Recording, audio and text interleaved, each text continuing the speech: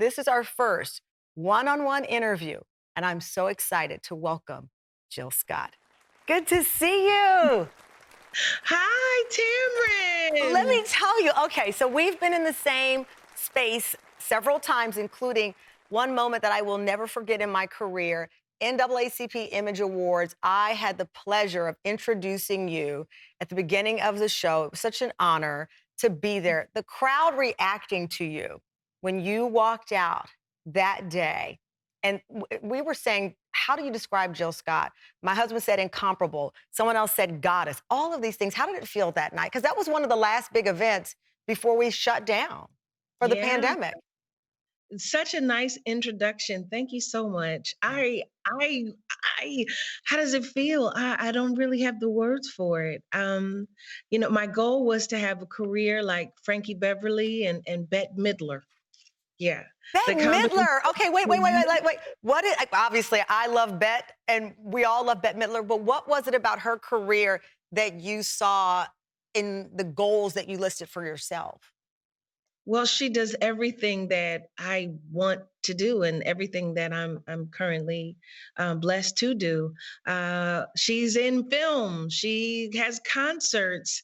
She produces. She's incredible. You really can't stop her. And most importantly, she has longevity, which Hmm. is really something that was my goal, like Frankie Beverly. Yeah, and that's the thing, especially when you look at how you rise so quickly sometimes in this business, or it appears you do. And then Yeah. before you know it, people are saying, whatever happened to that person? And you Yeah. have learned to transform yourself, as I said, from music to film. You have the podcast, which we're going to talk about. I love that today we are discussing the connections we make around us, but also the connection we have to ourselves. The title of one of your albums is Beautifully Human. And we wanted Yeah. to dedicate the whole show to that concept of loving yourself, the beautifully human experience. What does that mean to you? It means that we're all fallible. We all get things wrong. We all go left, Mm. but that's a part of humanity. You can't ignore the left side of right. You just can't. It would be a shame. You'd be missing out on so much of your existence by only focusing on the good parts. Yeah. Um, yeah, I would hate that for I myself. love Like, that you said you can't ignore the left side of right. Obviously, you are a poet with great awards and all of those things, on your wall. But it's a simple thought. You can't ignore the left side of right.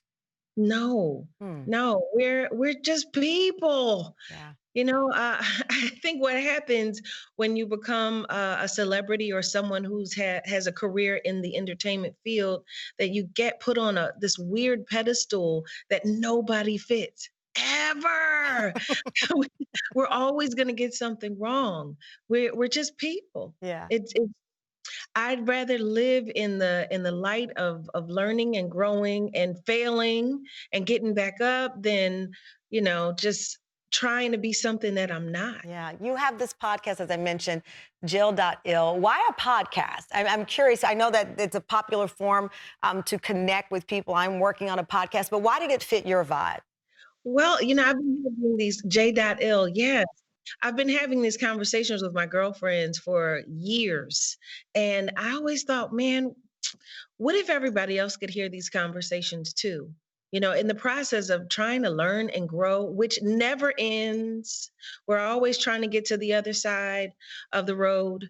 I thought maybe this is a good time to share because we've had so much contained Mm. existence recently, so much contained existence that maybe we could spark conversation. With Jet, I mean, he is also performing. He's a singer, right? Does he want to follow in your footsteps? I think he wants to be a musician. He's very interested in all kinds of voices. He loves Bilal. He loves Muddy Waters. Hmm. He's a huge fan of Thundercat.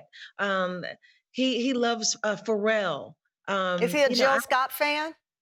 Most of the time until homeschool started, and then after that, not so much. The relationship was over. So you mentioned that you are a single mom. Does he Are you ready to date? I mean, how does that factor in? We talk a lot about modern motherhood on our Mhm. show, and the journey. As you know, I got married 48 years old, had a baby at 49 years old.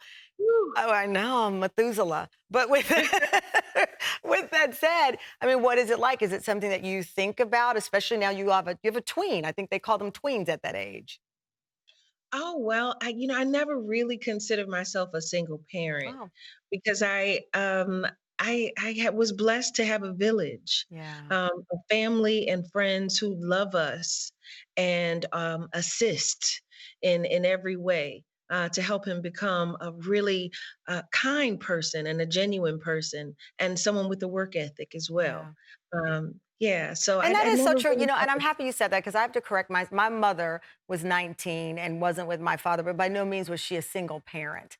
I had mm, my aunts and her friends all around us, and that is a curve correction I need to personally make in my mind to not use that, whether it's reference to a woman or a man, because you are the parent, but the people around you are helping you do this job. I was thinking, I watched the Verses with you and Erykah Badu. And for people who don't know, this is just a phenomenon where great artists get on and they explain their songs, they perform, and just give you the history of how they created that. What made you decide to I think you were the first women to yeah. participate in it. It had been a series of male artists. And then finally, we got word that two women would participate. It was so good. I mean, it still is. Versus is so good. When the opportunity came about, Eric and I we talked about it, and we just wanted to celebrate each other. We were not going to go back and forth battling each other. That is not for us to do. It was for us to celebrate the culture of music, and that's what we I did. have to tell you, I wept when you talked about You Got Me, which happens to be in the top 5 most beautiful songs I think ever written. Is there Mm. a person or a role that you would just you think about, I could do that and I would just kill it? There is one. There is one. I've been working on that for quite some time, for maybe about a good 10 years. Um, and the other, I have the privilege of playing Mahalia Jackson. You are. I am. What is that like for you? I mean, Mahalia Jackson, one of the most iconic gospel voices, said to be the whisperer to Dr. Martin Luther King. What is Mhm. that like for you? It's scary.